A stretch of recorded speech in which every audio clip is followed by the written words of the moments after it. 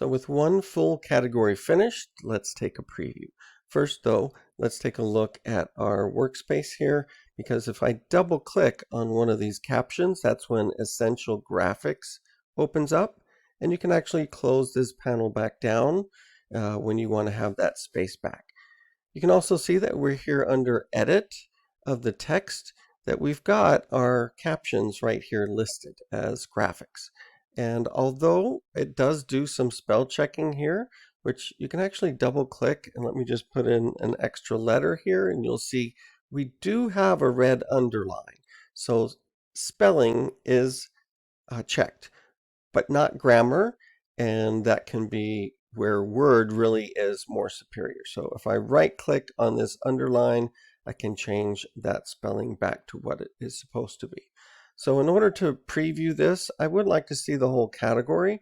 So I'm going to zoom out and go to the middle of my category and maybe give myself a little more room on my timeline, and then zoom back in. So I'm going to check this first category. Scrubbing through is one way to do it. I am going to re-show you here that if you don't have your safe zone activated, click on this plus button so you can find this safe margins and drag and drop it on your timeline. On your toolbars there.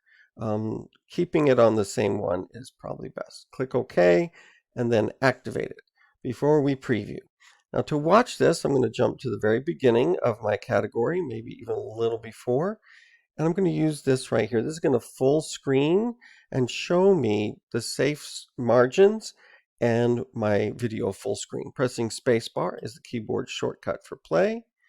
And you can see that the text appears and then disappears before the transition to the next image. And you can actually apply that default transition to your text as well. Pressing escape to exit the full screen, I can then select those three text graphics.